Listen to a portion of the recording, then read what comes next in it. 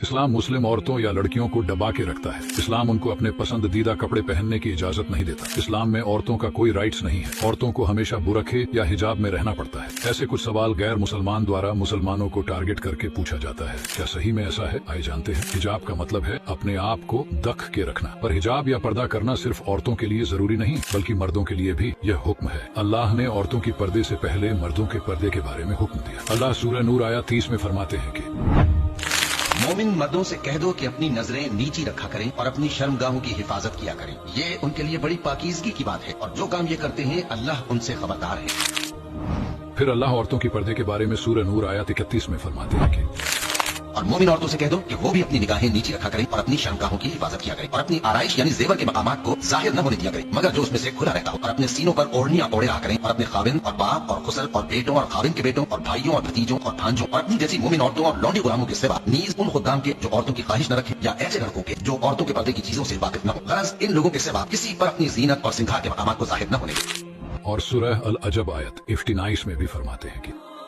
ऐ पैगंबर सल्लल्लाहु अलैहि वसल्लम अपनी बीवियों और बेटियों और मुसलमानों की औरतों से कह दो कि बाहर निकला करें तो अपने चेहरों पर चादर लटकाकर घूंघट निकाल लिया करें। ये चीज उनके लिए मूजिब शनाख्त तो इम्तियाज होगी तो कोई उनको ईजा न देगा और अल्लाह बख्शने वाला है, मेहरबान है।